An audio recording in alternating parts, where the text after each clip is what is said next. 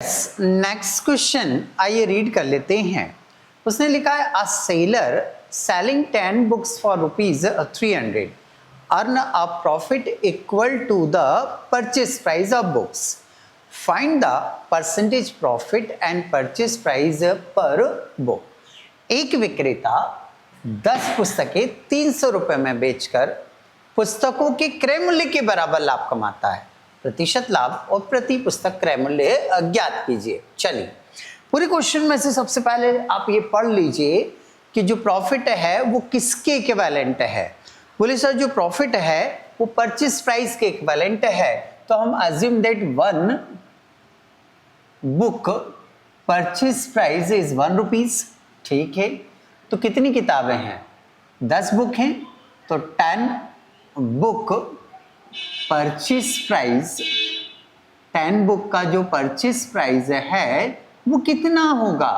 बोले सर एक किताब का ₹1 है, तो एक किताब का ₹1 है, तो 10 किताब का ऑब्वियसली ₹10 है। ओके, ये ₹10 लिख लिया हमने। ठीक, अब ये हमारी परचेज प्राइस हो गई, ये हमारी कॉस्ट प्राइस हो गई। ये हमारी परचेज प्राइस बोल दो या कॉस्ट प्राइस बोल दो, एक ही बात है। अब मुझे निकालना है प्रॉफिट। ठीक है, अब प्रॉफिट के लिए पढ़ लीजिए, सब क्लियर लिखा हुआ रहता, बस आप रीडिंग करो। देखो मैं आपको रीड करके बताता हूं। Profit equal to purchase price, profit equal to purchase price. तो मेरी परचेज प्राइस ₹10 है, तो प्रॉफिट भी ₹10 होगा। अब उसने ये नहीं बोला कि 4 किताबों 3 किताबों के बराबर प्रॉफिट होता है, वो तो ये बोल रहा है कि जितनी मेरी परचेज प्राइस है उतना ही मेरा क्या होगा? प्रॉफिट होगा। बात खत्म हो गई। ठीक है, मेरे पास कॉस्ट प्राइस आ गई, प्रॉफिट आ गया, फार्मूला लगा दूंगा cost price plus profit is equal sales price. Okay, ये सेल्स प्राइस आ जाएगी। कॉस्ट प्राइस बताओ जल्दी से। बोले सर ₹10। प्रॉफिट बताओ ₹10। सेल्स प्राइस हुई ₹20। प्रॉफिट का परसेंटेज निकालना है, फार्मूला बना लो, प्रॉफिट इंटू 100 बटे में क्या लिखना हमें? सेल्स प्राइस या कॉस्ट प्राइस, क्या लिखते हैं? कुछ बोला क्या उसने? बस परसेंटेज बोला। क्या बोला? परसेंटेज बोला। तो फिर मैं कॉस्ट प्राइस पे ही निकालता हूं, ये परसेंट आ जाएगा। वहां से देखकर बताओ प्रॉफिट कितना है? सर ₹10 है, इंटू 100।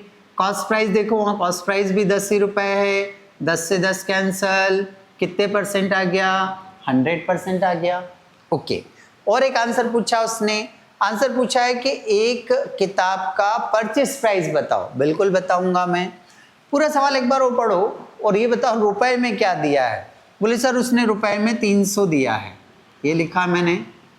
अभी 300 क्या चीज है? बोले सर ये सेल्स प्राइस है। कौन सा वाला सेल्स प्राइस है? एक्चुअल। ठीक है, ये एक्चुअल सेल्स प्राइस है, तो यहां से एज्यूम वाला सेल्स प्राइस भी ढूंढ लो। एज्यूम वाला सेल्स प्राइस सर ये ना, ये एज्यूम वाला सेल्स प्राइस है, तो यहां लिख दो एज्यूम वाला सेल्स प्राइस ₹20 है।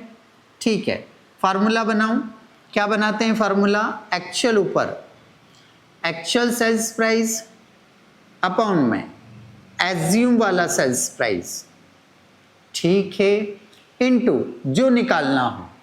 तो उसने बोला एक पेन का परचेस प्राइस निकालो, तो एक, सॉरी पेन मतलब बुक, तो यहां एक बुक का परचेस प्राइस मेरे पास ₹1 है, तो मैं यहां 1 रखूंगा, है ना, बराबर परचेस प्राइस आ जाएगा। ये लिख दिया हमने परचेस प्राइस। परचेस प्राइस और कॉस्ट प्राइस एक ही बात है। मैं कभी भी परचेस प्राइस लिख दूं या कॉस्ट प्राइस लिख दूं तो कंफ्यूज होने की जरूरत नहीं है।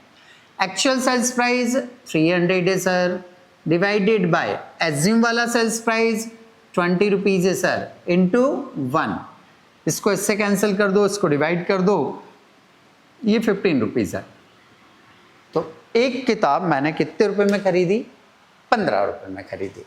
तो यहां आकर आपका ये क्वेश्चन कंप्लीट हो जाता है।